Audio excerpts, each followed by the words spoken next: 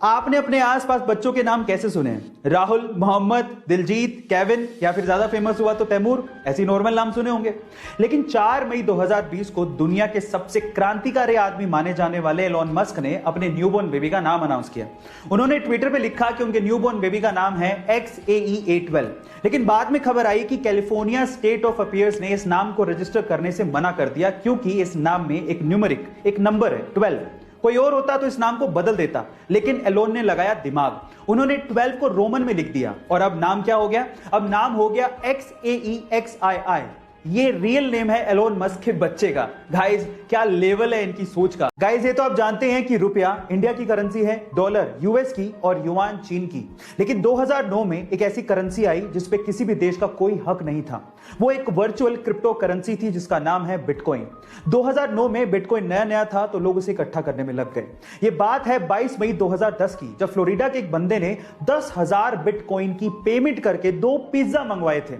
और ये पहली बार ऐसा हो रहा था कि किसी ने वर्चुअल करेंसी की पेमेंट करके कोई चीज मंगवाई हो।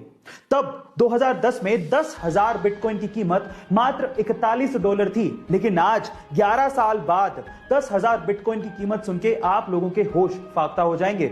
उसकी कीमत है लगभग $500 मिलियन, यानी कि 4,000 करोड़ रुपए। इजराइल डिफेंस फोर्स ने रिसेंटली एक वीडियो शेयर किया जिसमें 11 मई की रात हमास द्वारा छोड़े गए बहुत सारे रॉकेट्स इजराइल की तरफ आते तो दिखते हैं, लेकिन वो हवा में ही खत्म हो जाते हैं।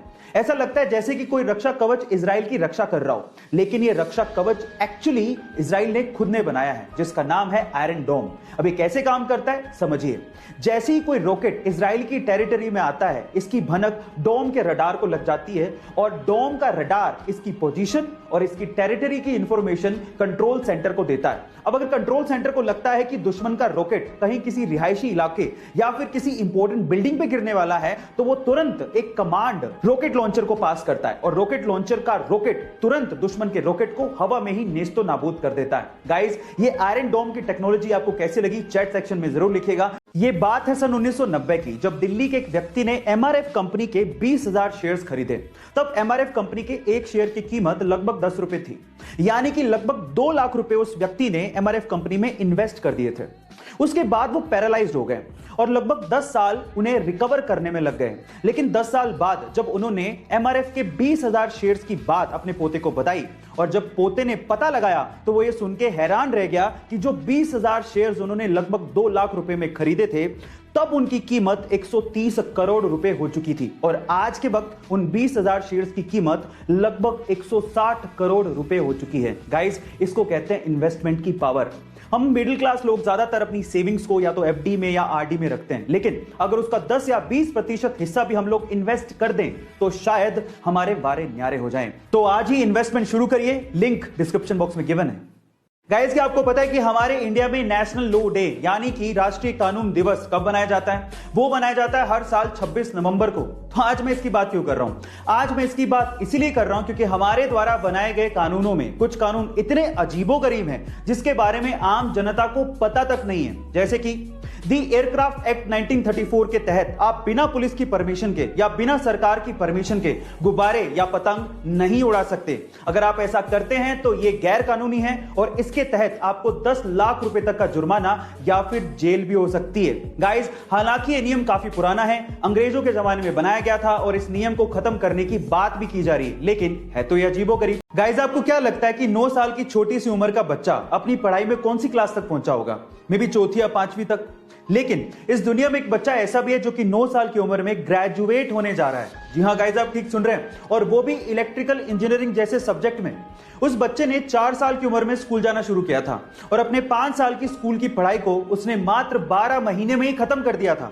और जब उसने इलेक्ट्रिकल इंजीनियरिंग में दाखिला लिया तो उसने 3 साल के ग्रेजुएशन कोर्स को मात्र 9 महीने में ही खत्म कर लिया। नीदरलैंड के इनहोवर यूनिवर्सिटी ऑफ टेक्नोलॉजी से वो लड़का ग्रेजुएट होकर दुनिया का सबसे यंगेस्ट ग्रेजुएट बनने जा रहा है। इसका IQ लेवल 145 बताया जा रहा है और इसकी तुलना एल्बर्ट आइंस्टाइन और स्टीवन हॉकिंग से की जा रही है। इस बच्चे का नाम है लॉरेंट सिमंस। गाइस, आपको इस बच्चे के बारे में सुन के कैसा लगा चैट सेक्शन में जरूर लिखेगा। धरती गोल, सूरज गोल, चंदा गोल। अब ये सारी गोल चीजें तो ऊपर वाले ने बनाई हैं, कुदरत की देन है। तो इंसान ने सोचा कि क्यों ना मैं भी दुनिया का सबसे गोल ऑब्जेक्ट बनाऊं। और उसने बनाया भी। तो आज इस वीडियो में मैं आप लोगों को इंसान द्वारा बनाए गए दुनिया के सबसे गोल ऑब्जेक्ट को दिखाने वाला हूं, यानी कि world's roundest object made by human. ये ऑब्जेक्ट जिस मटेरियल से बनाया गया है उसका नाम है सिलिकॉन। इनफैक्ट ये सिलिकॉन के एक आइसोटोप S28 से बनाया गया है। इसको बनाने में 1 मिलियन यूरोस की लागत आई और आज के वक्त इस ऑब्जेक्ट की कीमत 10 मिलियन यूरो से भी ज्यादा है। गाइस, आपको इंसान द्वारा बनाए गए इस वर्ल्ड्स राउंडेस्ट ऑब्जेक्ट के बारे में क्या कहना है चैट सेक्शन में जरूर लिखेगा। यूपी के महोबा में एक अजीब सा वाकया सामने आया। वहां पर एक शादी थी और दूल्हा दुल्हन मंडप पे जयमाला के लिए तैयार खड़े थे। इतने में ही दुल्हन ने दूल्हे को एक अजीब सी हरकत करते देखा और तब उसे कुछ गड़बड़ लगी और तभी उसने दूल्हे से एक सवाल पूछा और कहा कि अगर तुम इसका जवाब दोगे तो मैं शादी करूंगी, नहीं तो नहीं। वो सवाल क्या था पता है?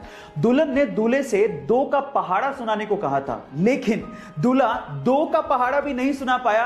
शादी टूट गई। लड़की ने ऑन द स्पॉट फेरे लेने से मना कर दिया। आपको क्या लगता है कि लड़की ने सही किया या गलत? चैट सेक्शन में जरूर लिखिएगा और ऐसे अमेजिंग वीडियोस के लिए YouTube पे हमारे चैनल को सब्सक्राइब कर लीजिएगा, वीडियो को शेयर करिएगा और लाइक करना मत भूलिएगा। मिलता है अगली वीडियो में।